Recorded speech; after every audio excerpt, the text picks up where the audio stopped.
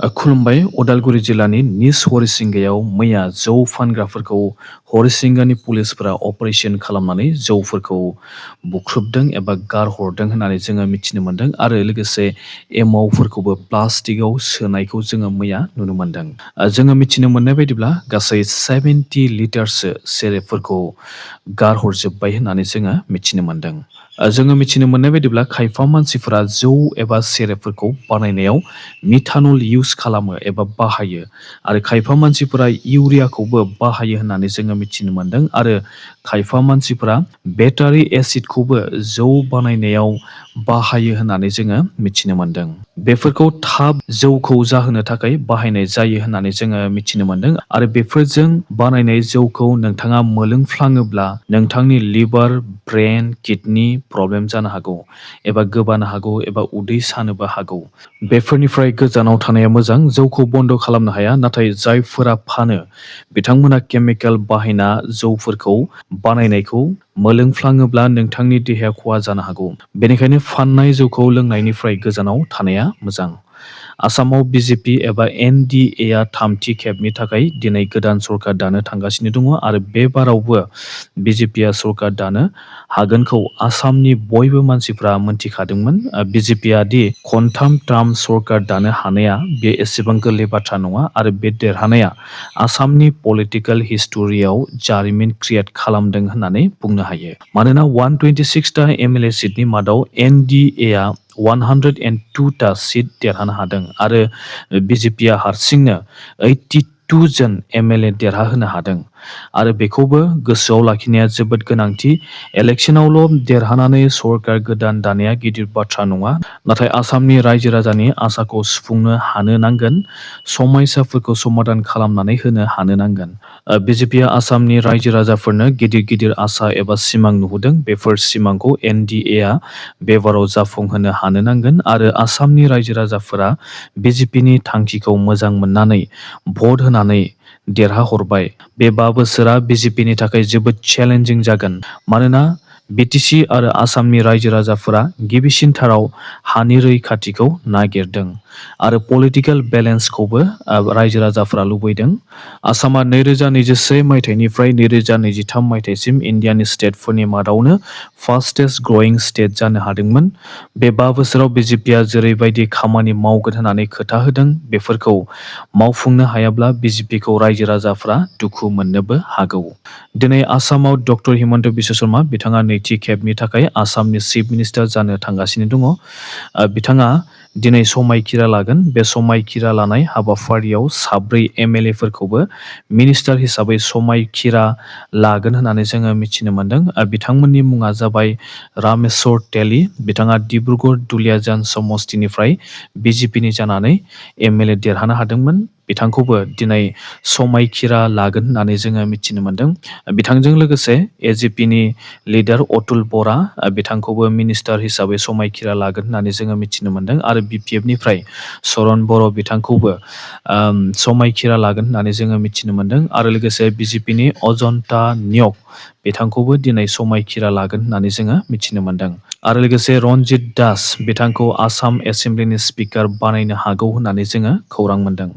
दिनैनि समायखिरा लानाय प्रग्रामाव इन्डियानि प्राइम मिनिस्टार नरेन्द्र मदि बिथाङा आलासि महरै चिफ आलासि महरै बिथाङा बाहागो लागोन। बिथांजों लोगोसे आरोबाव फैदों डिफेन्स मिनिस्टार राजनाथ सिंह बिथाङाबो फैबाय, हम मिनिस्टार अमित शाह बिथांमोनाबो फैबाय आरो लोगोसे बिजेपिनि नेशनेल प्रेसिडेन्ट नितिन नाबिन बिथांजों लोगोसे इन्डियानि 22 खान स्टेटनि चिफ मिनिस्टारफोरखौबो बाहागो लागोन होननानै जोङो मिथिनो मोन्दों। आसाम कंग्रेस पार्टिनि प्रेसिडेन्ट गौरब गगৈ बिथाङा बुंदों दि मदि बिथाङा पेट्रल, डिजेल, एलपिजि गेसफोरखौ बारा बाहायनो नाङा होननानै रायजो राजाफोरखौ खावलायदों, नाथाय बिथांमोना गावसोरनो बे नेमखौ मानियाखै। आसामनि समायखिरा लानाय प्रग्रामखौ एसेबां गिदिर बानायनो गोनांथि गैयामोन आरो बे प्रग्रामाव बाहागो लाफैनो थाखाय पिएम मदिजों लोगोसे 22 खानसो स्टेटनि चिफ मिनिस्टारफोराबो फैनायाव गोबां पेट्रल आरो डिजेल बाहायदों। नाथाय मदि बिथाङा जानला मोनला बाहायनो नाङा होननानै दा गावसोरनो बाहायगासिनो दङ होननानै गौरब गगৈ बिथाङा बुंदों। आरो लोगोसे बिथाङा बुंदों दि NDA एबा BJPनि आथिखालनि सरकारखौ आइजोफोरा गोबां सापर्ट खालामदों, नाथाय हिमन्तनि सरकारा आइजोफोरखौ सेफटि एबा रैखाथि होनो हायाखै। आइजोफोरखौ रैखाथि होनायनि खामानिखौ मावनो नांगौ होननानै गौरब गगৈ बिथाङा खावलायदों। आरो दिनैनि समायखिरा लानाय प्रग्रामाव कंग्रेसनि रावबो लिडारफोरा बाहागो लाया होननानै गौरब गगै बिथाङा मैया बुंदों। बेबारनि आसाम एसेम्बलि इलेक्शनाव 126 टा समस्तियाव 722 जन केन्डिडेटफोरा इलेक्शन दारायदोंमोन। बेनि मादावनो 59 जन आइजोफोराबो इलेक्शनखौ दारायदोंमोन। नाथाय अनलि 7 जनल' आइजोफोरा MLA इलेक्शनखौ देरहानो हादों। BJPनिफ्राय 4 आइजोफोरा बे MLA इलेक्शनखौ देरहानो हादों। AGPनिफ्राय 1 आइजोआ बे MLA इलेक्शनखौ देरहानो हादों। कंग्रेसनिफ्राय 1 आरो BPFनिफ्रायबो 1 आइजोआ बे इलेक्शनखौ देरहानो हादों। बड'लेण्ड जनजाति सुरक्षा मन्चनि वार्किं प्रेसिडेन्ट दावराव देख्रेब नार्जारि बिथाङा UPPLआ मानो MLA इलेक्शनाव जेननो गोनां जाखो बेनि जाहोनफोरखौ बिथाङा मैया बुंदों। बिथाङा बुंदों दि प्रमद बर' बिथांमोना बड'लेण्ड नांगौ होननानै रायजो राजाफोरनिफ्राय थैनि सुहि लानानै दाबिना बड'लेण्ड स्टेटखौ लाबोआबासिनो BTRखौ लाबोदों आरो BTRनि गेजेरजों BTCखौ सिफायनो नागिरदोंमोन होननानै दावराव देख्रेब नार्जारि बिथाङा बुंदों। आरो बेनि थाखायनो UPPL पलिटिकेल पार्टिया जेननो गोनां जाबाय होननानै दावराव देख्रेब नार्जारि बिथाङा बुंदों। जों जुदि नायोब्ला प्रमद बर'आनो जा एबा हाग्रामा महिलारि बिथाङानो जा बयबो बड'लेण्ड स्टेट मोननो थाखायनो आन्दलन खालामदोंमोन। नाथाय हाग्रामा महिलारि बिथाङाबो बड'लेण्ड स्टेटनि जायगायाव BTCखौसो लाबोयो। हाग्रामा महिलारि बिथाङाबो जुदि बड'लेण्ड स्टेटनि मुं लानानै BTC लाबोनो हायोब्ला एबसु आरो NDFBनि खायफा लिडारफ्राबो बड'लेण्ड स्टेटनि मुं लानानै BTRखौ लाबोदों। दिनैनि दिनाव खायफा बर' लिडारफोरा पलिटिक्सआव केरियार दानो थाखाय बर' हारिनि बाथ्रा बुंथियो। बेबायदिनो गावखौ मुंदांखा खालामनो हाखांनायनि उनाव पलिटिकेल पार्टियाव जइन जानानै MLA, MCLA, MP, chairman, TC, LCC chairman जानो चान्स लानायखौसो बर' लिडारफोरखौ नुनो मोनदों। एबसुआव लिडार जाखांनायनि उनाव खायफा UPPLआव जइन जाहैदों आरो खायफा एबसुनिफ्राय थांनानै BPFआव जइन जाहैदों आरो खायफा बनस'नि लिडार जाथिनानै BPFआव जइन जाहैनायखौ जोङो नुनो मोनदों। जोङो बर'फोरनि आगोलनि रेकर्डखौ नायोब्ला एबसु फरायसा आफादनि फाउन्डिं जेनेरेल सेक्रेटारि कनकेश्वर नार्जारि बिथाङाबो एबसुखौ नागारनानै पलिटिक्सआव जइन जानानै एबा हाबनानै BACनि CEM जादोंमोन। सानसुमा खुंगुर बैसोमुथारि बिथाङाबो एबसुनि प्रेसिडेन्ट आरो जेनेरेल सेक्रेटारिमोन। बिथाङाबो एबसुखौ नागारनानै पलिटिक्सआव हाबनानै बिथाङाबो MP जानो सुबिदा मोनदोंमोन। आरो लोगोसे UG ब्रह्म, प्रमद बर' आरो दिपेन बर' बिथांमोनाबो पलिटिक्सआव जइन जाजोबदों। नाथाय बड'फा उपेन्द्रनाथ ब्रह्म बिथाङा एबसु फरायसा आफादखौ नागारनानै पलिटिकेल पार्टियाव जइन जायासै।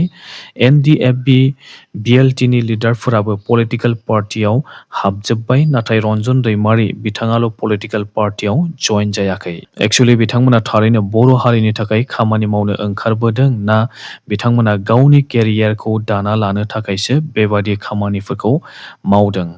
जायफोरा बर'नि लिडार जानानै बर' रायजो राजाफोरनि खामानि मावनो ओंखारबोदोंमोन आरो बिथांमोनखौ बर' हारिया मान होयोमोन, नाथाय पलिटिकेल पार्टियाव जइन जानाय लोगो लोगो एबा हाबनाय लोगो लोगोनो बिथांमोनखौ बर'फोरा मोजां मोनलिया। दिनैनि सानाव बर'फोरा बर' लिडारखौनो फोथायनो गोब्राब जाबाय। नोंथांमोना बेनि सायाव मा सानो? बेनि सायाव नोंथांमोना कमेन्ट खालामदो।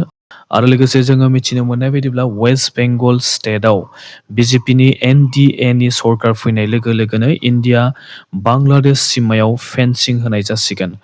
45 साननि गेजेरावनो फेन्सिंनि खामानिखौ मावफुंनो हागोन होननानै वेस्ट बेंगलनि चिफ मिनिस्टार शुभेन्दु अधिकारी बिथाङा मैया बुंदों। इन्डिया आरो बांलादेश बर्डाराव एबा वेस्ट बेंगल खाथियाव जुदि फेन्सिं होनो हायो, अब्ला बांलादेशिफोरा इन्डियायाव इलिगेलि एबा आयेन बेरेखायै हाबनो हानाय नङा होननानै जोङो मिथिनो मोन्दों। आरो लोगोसे वेस्ट बेंगलाव बिजेपिनि सरकार फैनाय लोगो लोगोनो मैया एनफर्समेन्ट डाइरेक्टरेटआ वेस्ट बेंगलनि एक्स केबिनेट मिनिस्टार एबा तृणमूल कंग्रेसनि लिडार सुजित बस बिथांखौ मैया एरेस्ट खालामबाय। बिथाङा रां लानानै साख्रि होयोमोन। बिथांखौ रिक्रुटमेन्ट स्केम खालामनायनि दायाव इडिआ एरेस्ट खालामबाय। भिडिअखौ नोंथांमोना मोजां मोनबायब्ला मोनसे लाइक खालाम। दासिमनि रादाबा एसेनोसै। Thank you.